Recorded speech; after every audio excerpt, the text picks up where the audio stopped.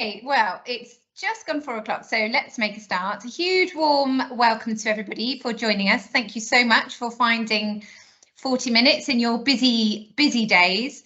I'm really delighted to share with you the autumn series of webinars that Chatterstars and Bookmark are running in collaboration all around the brilliant art of reading and all that is involved in looking at games and fluency and word power to bring reading to life. Before we start, let's briefly introduce ourselves. My name is Helen and I'm founder and CEO of Chatterstars, and I'm an advisor, an English teacher and absolute advocate of all things to do with vocabulary. I'm very passionate about oracy, and of course an absolutely integral element of that is reading and the power of reading to enable a really powerful voice. So that's a little bit about me, and Lauren is going to introduce herself, and she's joining us from Bookmark. Yeah, so hi everybody, I'm Lauren Waitley, and as Helen said, I'm from Bookmark Reading Charity. I actually was a primary school teacher for 10 years previous to this, and I think I did pretty much every single job apart from deputy head teacher and head teacher in a primary school, so I've kind of got lots and lots of experience. Really passionate about reading, and my passion for reading was the thing that led me to Bookmark, because we offer one-to-one volunteer-led reading sessions for primary schools. So I can tell you a little bit more about that a little bit later, but it's lovely to meet all of you. Brilliant, thank you, Lauren. It's just lovely to be collaborating with you on these.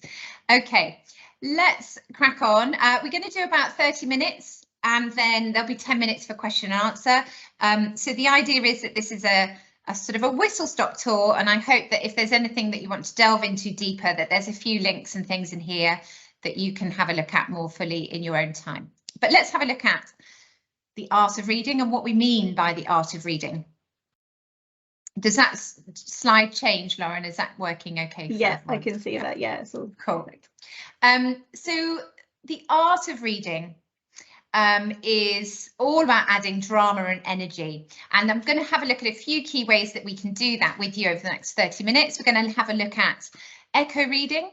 We're going to have a look at prosody and prosodic features of bringing reading to life. We're going to have a little talk about drama techniques and how valuable song and music can be when we're trying to encourage our young people to engage with reading and really read fluently. So what is the art in the art of reading? Well, here are the Year 6 objectives for reading. This is what we've got to do by the time our young people have got to Year 6. It's all about inference, identifying how language contributes to meaning, figurative language, the impact on the reader, have discussions around the books they're reading, explaining and discussing their understanding, justifying their views. How do we encourage our young people to get to a place where they can do all of those things? Well, it's through the art of reading. It's through the different elements of bringing to life words that are on a page to a narrative, a story, a constructed, engaging story that fills our ideas and our brains with all sorts of questions by bringing those stories to life. And one of the best ways we can do that is to echo read.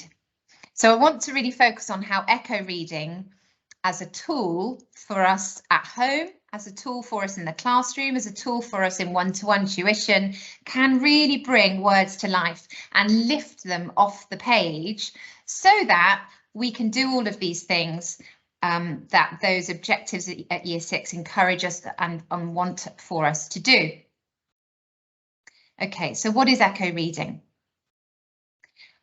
Echo reading is really exactly what it says it is. It is echoing back a way of reading a phrase or a sentence to your young people. This piece of research here tells us that if students are going to really understand what fluent reading sounds like, they have to hear it. They have to hear it being modelled. They have to understand the sound, the music, the rhythm, the cadence of the words that are being spoken, brought to life. They have to actually physically be able to understand and hear it done for them. So that's what echo reading provides. Echo reading is a very simple, straightforward technique where we model a phrase or a sentence or possibly even a paragraph if it's some older children, and bring it to life with our intonation, with our ability to add music and drama to the way we narrate a piece of written text. And I love this idea that actually in Greek and Roman times, to read quietly to yourself was frowned upon. It reminds me a little bit of now when we look at our kids. You know, my son's on his way home from school now. He'll probably get in, grab something to eat and then be on his phone for half an hour. And I might look at him and frown and think, get off that phone, you know, come on, let's get off that game, whatever it is you're doing. Maybe in Greek and Roman times, that was what they did with books. They were frowned upon. And unless you shared that reading in an audible manner, they didn't like it. And actually, echo reading would be a friend to the Greek and the Roman times, because echo reading is all about lifting the meaning off the page and into the ears of our children. Works really well for those beginner readers, and for short segments of text. So here's a few key points that we should bear in mind. Picking predictable books with some limited print, especially for those very early beginner readers. One sentence pointing to the words, and certainly some people who use echo reading create their own little mark features to be able to underline or show where intonation goes up or show where there's a pause. And rather like we do with music, there might be some sort of marks that we attribute to the text to show us how to read a particular phrase or sentence in the intonation that we're trying to encourage. And then that pupil rereads the sentence, pointing at each word, trying to echo back, reflect back the way that it was read aloud to them. So that's echo reading, very much as it says it is. And here are some of the potential benefits. And they are really widespread, these benefits. For young readers who might rush through a text, it really brings them back down and slows them down. Very often with our youngest readers, there's a desperation to show off what I can do. Look how quickly I can read, I can get through this. But that's at the expense very often of comprehension, because there's a real tangible link, isn't there, between our ability to add meaning through our intonation and comprehension. So by slowing these readers down through echo reading, there's a much greater chance of comprehension. Allows them to reflect on the meaning. What does it mean? Why am I stressing that word? Why is there a pause here? What's the drama I'm trying to add? And how does that bring out the meaning of what I'm trying to read? Helps our expert readers to show off. You know, we've got lots of experts in the room when we're teaching echo reading. Let's showcase those skills. Let's allow them to host a little reading session in a small group. Let's allow them to show off what they can do to the class or to guide and help others to improve. There's that power from sharing. There's something really meaningful, isn't there, when we are together and we're sharing a piece of reading in a really dramatic way that allows them to explore the story together. Impact on comprehension, intonation and fluency. That fluency really builds as young people understand that the way we read something has a huge impact on its meaning. You know, whether we rise in intonation for questioning, whether we pause for added elements of drama, whether we start to take the volume down when something is quite frightening. And again, that last one, adding drama and music to the reading of the spoken word really lifts it off the page. The wonderful Maya Angelou says that words mean so much more than is set on paper, and it takes the human voice to infuse them with that deeper level of meaning.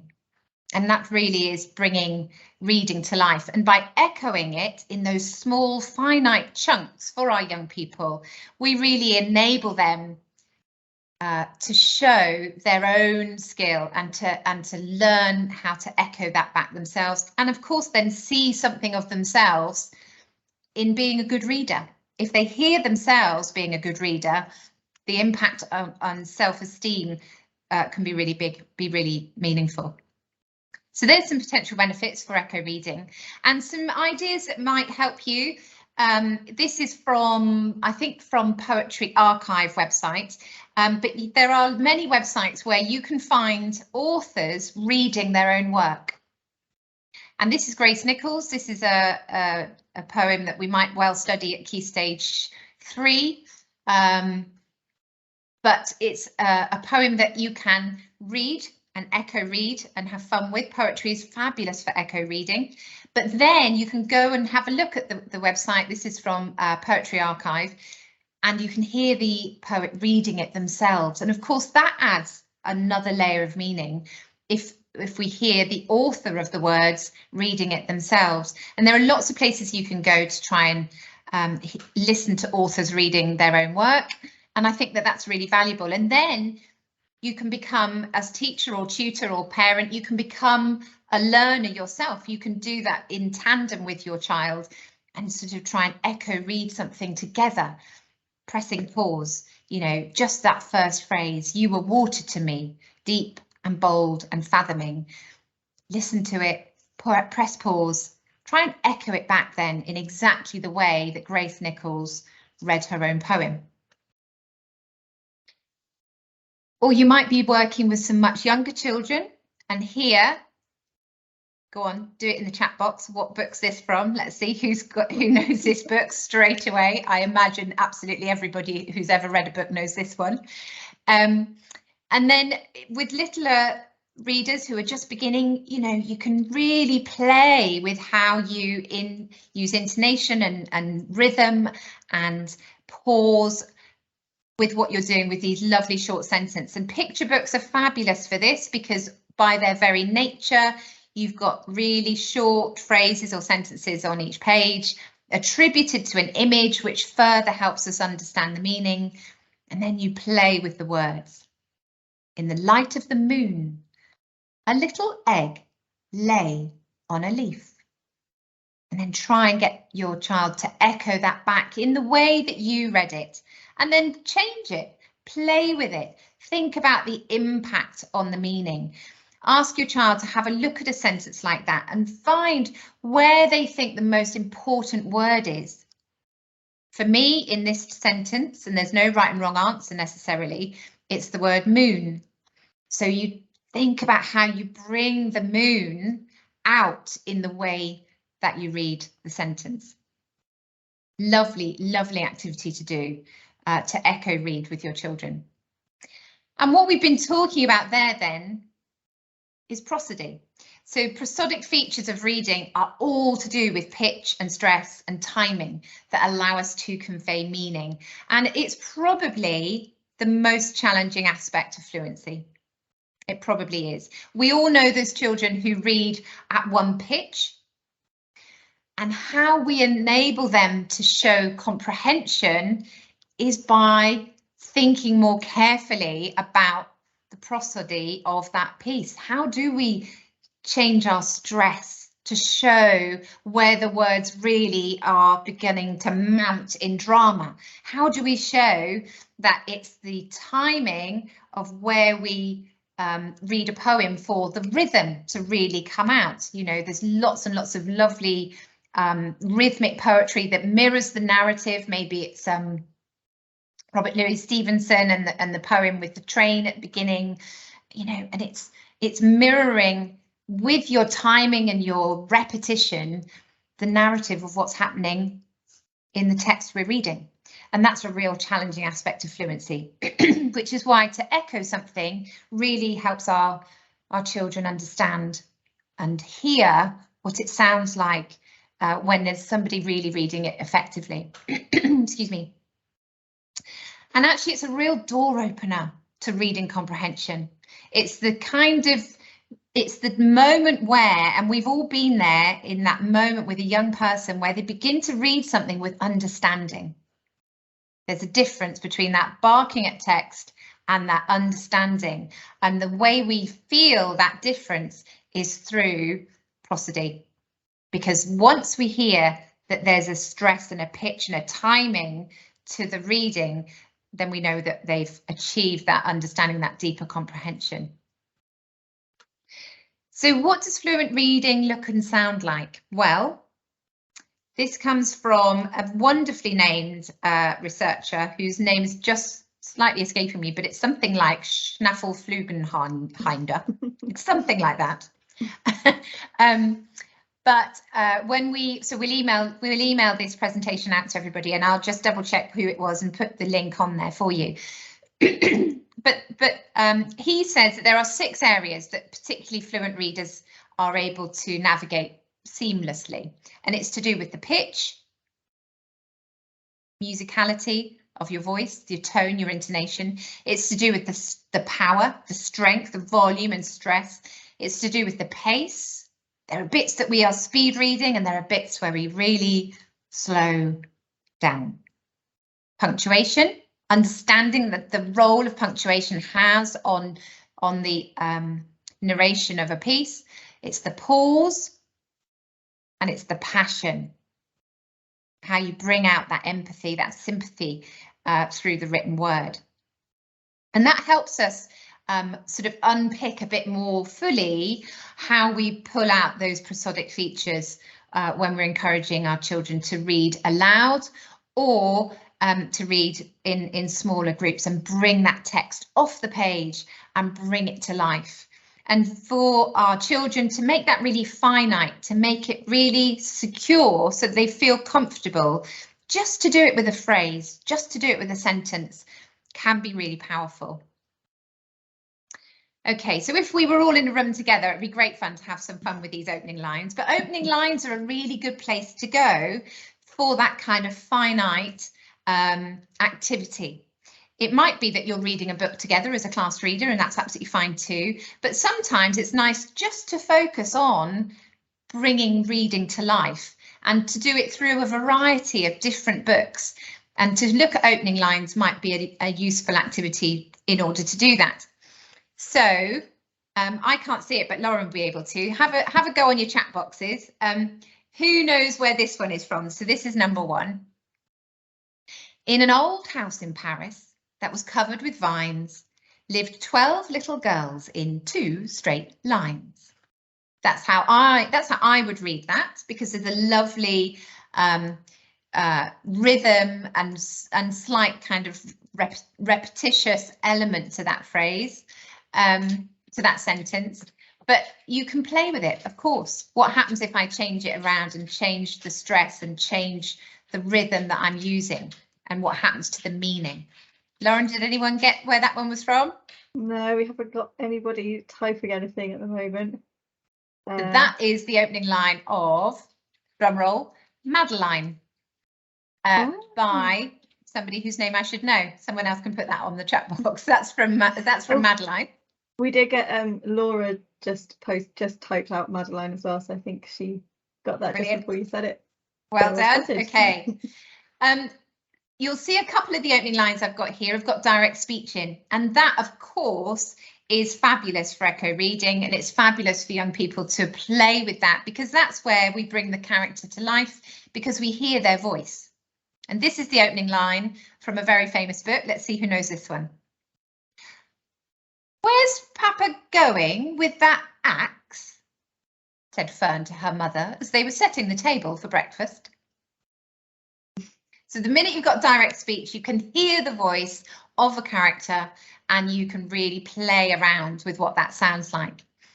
Any guesses? We have got some, yep. So yeah, Philippa has said Charlotte's Web. Yay! Very good. Charlotte's Web, brilliant, well done. And then we've got something from Where the Wild Things Are. That's another good extract, because we've got lots of direct speech in there. You know, you can go to town and have a lot of fun with phrases like wild thing and I'll eat you up. Good fun. So look out for opening lines with direct speech. Lovely clip there, obviously, start opening line there from the Iron Man, number 4. And then who can guess number 5? Christmas won't be Christmas without any presents, grumbled Great Joe, lying on the rug. We've got a few people typing for this one. I think that's quite a popular one. Good popular one. Yeah, so we've got lots of people saying Little Women. Yay, Very brilliant. good. Cool. And that horrible mention of Christmas in September. No, it's not September, in October. So yeah, we're all beginning to get to that brain space. So yes, opening lines. Have fun with some opening lines. Google, there's lots of websites out there that pull together some really great opening lines. That can be from children's books, but not necessarily. I was just thinking earlier of the opening of A Christmas Carol by Dickens. There's another mention of Christmas. Sorry, folks. And that one opens with the words, Marley was dead to begin with. Brilliant opening line, very short, you know, and that's perfectly accessible for children much younger than they would possibly be when they need to access the actual full text. So have fun with opening lines and certainly have fun with poetry, bringing it to life through your pitch and stress and intonation and rhyme and rhythm and all of that. Okay, and then thinking briefly about song. Actually, song lyrics are a lovely place to go for inspiration, but songs themselves really lend themselves to developing reading fluency, and there's a bit of research there to help us understand that that's not just come from our fun ideas, but this has actually got quite a lot of value in evidence and research. So that melodic nature requires focus on the prosody, because it's very often that part that can be ignored in reading fluency. Repetitious nature improves students' reading fluency. And of course, then that sort of finite element to songs, the repetition of the chorus, the melody, the rhythm, they all contribute to making those features easier to learn, because there's a familiar process to a song that we are all programmed to understand because we've heard so many of them. So I hope everyone sings in assemblies and sings in the shower and sings as families and in the car and wherever you are. But it's certainly something that is really valuable to do when you're trying to develop that reading fluency, because there are so many features in that song or in songs that really lend themselves to understanding fluency, and what that sounds and looks like can help really bring things to life as well. And there are also songs with that kind of spoken word element to them, aren't there? And certainly musicals, songs from musicals that really do tell a story. That's a really lovely place to go for content. You know, things like Matilda, things like Charlie and the Chocolate Factory are quite awesome to listen to, aren't they, as soundtracks? But of course, those very story-driven songs sort of doubly help us with understanding that reading fluency. So don't forget the power of music and the power of song, and perhaps musicals in particular are a good place to go for content. And through all of those things, really, we developed this idea of readers' theatre, which is quite big in America, which is why they've spelt theatre wrong. But this concept that we bring words off the page, we bring them to life by giving them voice, is really powerful. And echo reading gives us a nice way into that, but there are lots of things that we can then go on to do to bring it out further.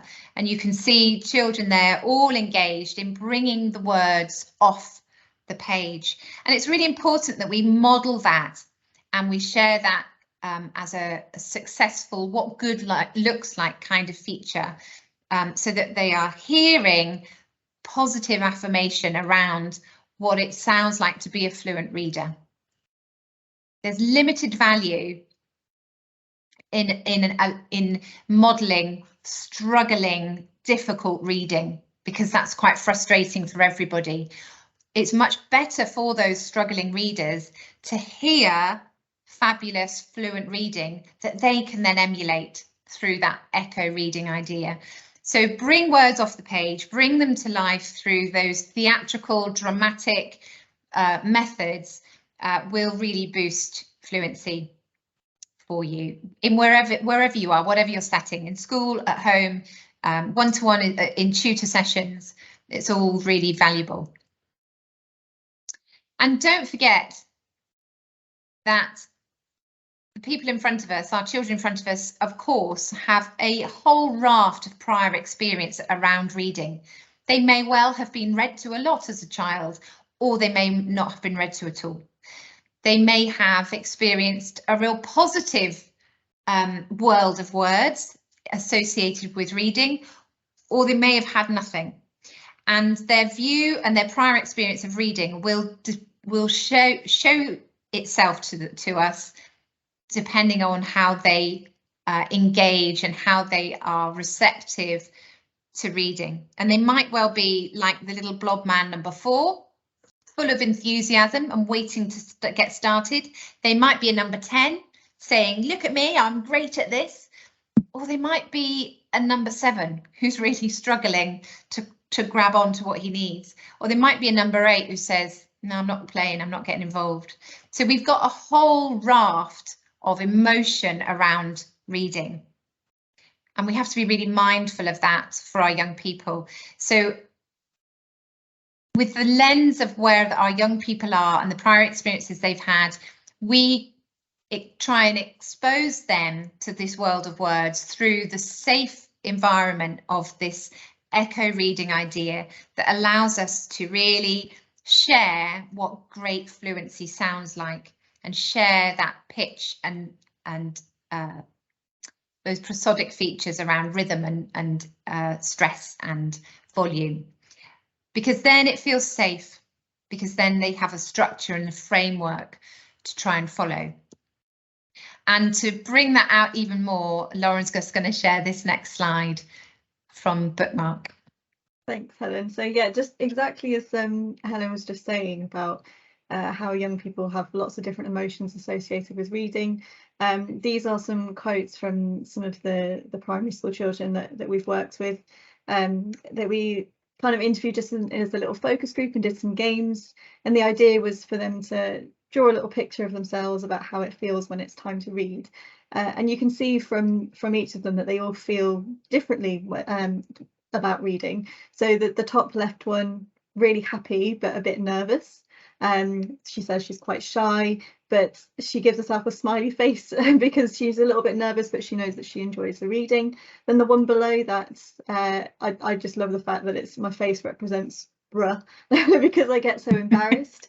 But it's it's a very common feeling that children get when they're asked to read out loud, or even just if they're asked to read a passage and then review what they've read. They can feel really embarrassed about it, and it's important and it's brilliant that that child can recognize that feeling, and then it's all about how we support that. So as Helen's been saying, with the echo reading, it's a fantastic way to actually make them feel less embarrassed. If you're giving them something to copy, to echo back to you, they don't have to worry about all of these tiny little elements. They just need to really think carefully about how you've read something to them and sort of do the same back to you, so they don't have to worry about the embarrassment or even the nervousness or the shyness, as those children have said. They can just enjoy the exciting aspects of reading and enjoy the drama and the theatre around it as well. And you can see from the other two on the right, we've got, when I'm reading, if you help me learn how to read better, I like it, it makes me happy. Just shows the importance of reading overall, the kind of idea of it helping a child to learn. And again, linking back to that kind of art of reading, if we are really helping and supporting children to focus on those small elements, and they get even more enjoyment from it and learn even more because they're able to understand, have a better understanding of it, read more fluently with when they're speaking out loud as well. And then the same for the child at the bottom, that I'm learning new words, learning how to read.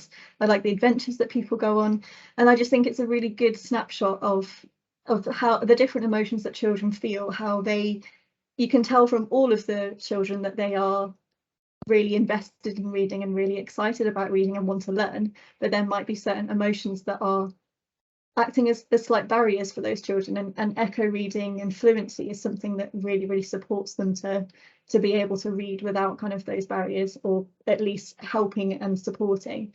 And I think just a note on kind of what we do at Bookmark as well, we do support these children to read one-to-one with our volunteers, and it does support and build their confidence so much more. And these children have all read with volunteers and have all felt and experienced those emotions through reading because of the help of the volunteers. I think, you know, one of the most overwhelming statistics really is that in an average class, 8 children leave primary school unable to read well at the moment. And things that, you know, Chatterstars are doing, things that Bookmark are doing, are really helping to support that. And I think it shows so clearly with these emotions from these children, with the lovely faces that they've drawn for themselves, how important reading actually is for them.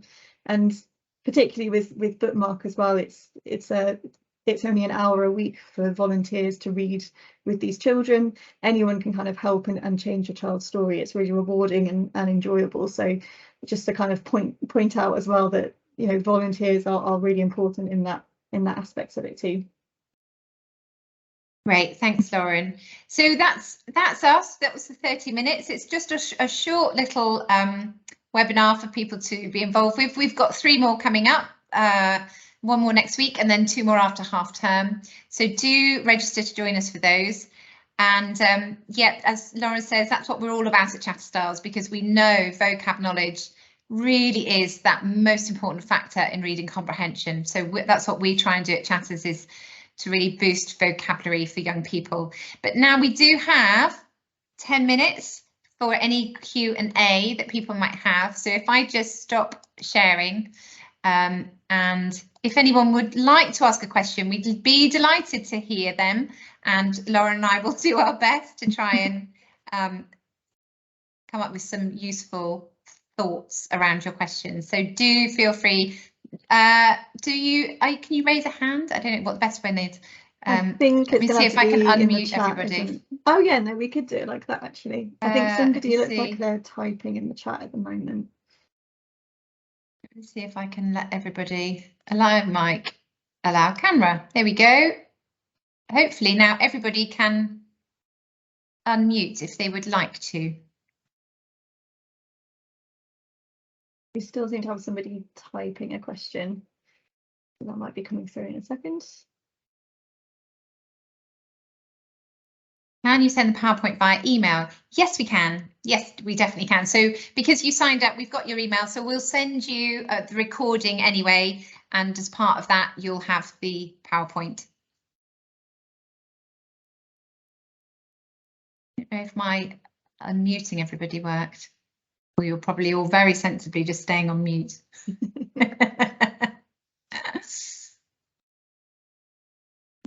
I think it has worked. I've got a quick question, if that's okay. Oh yeah, hi Judy, nice to meet you. Hi, hello, thank you so much, Helen and Lauren, that was really fantastic. I just had a question around, I know that today we've talked about there's so many different elements to reading fluently, and if you are working with a reader who's a bit more of a beginner, and this is maybe something that they do find a bit difficult or nerve-wracking, kind of reading aloud might be a bit of a challenge for them, kind of where to start and kind of how you build up those layers. Is there, you know, is it great to start with intonation, or is it great to start with timing? If there's kind of a, you know, a good starting point for those readers, and kind of how you build that up.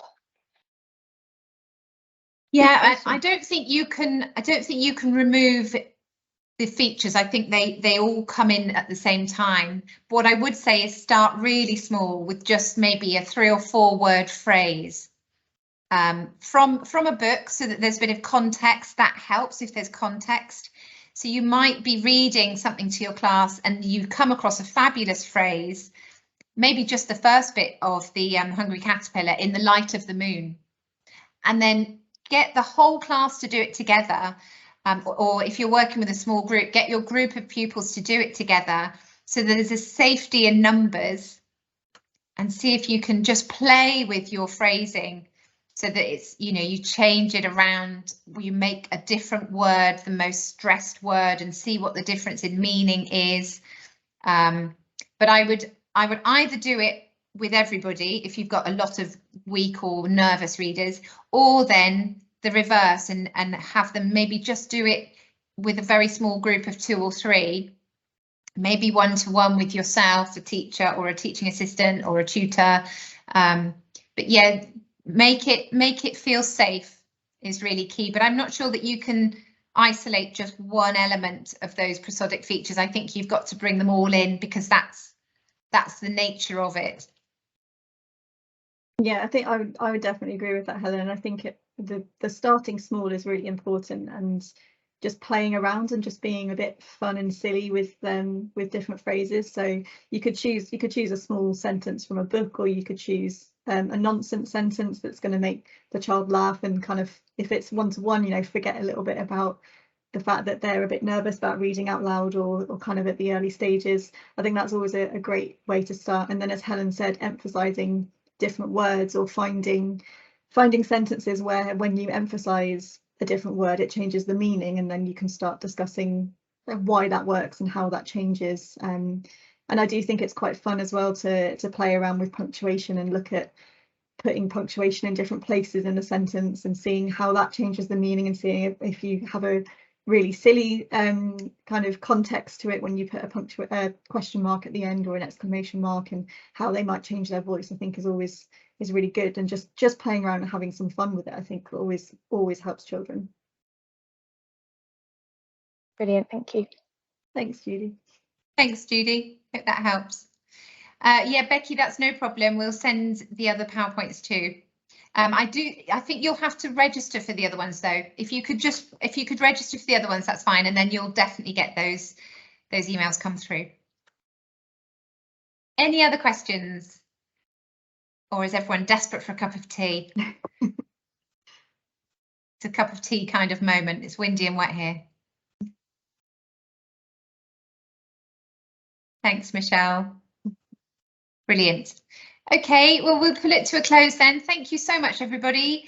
And do join us again for our other sessions that are coming along. Follow us on our social medias, and you can see what we have to post, and there'll be links there if you haven't already had them. But thank you, and have a lovely evening. Thanks, Lauren.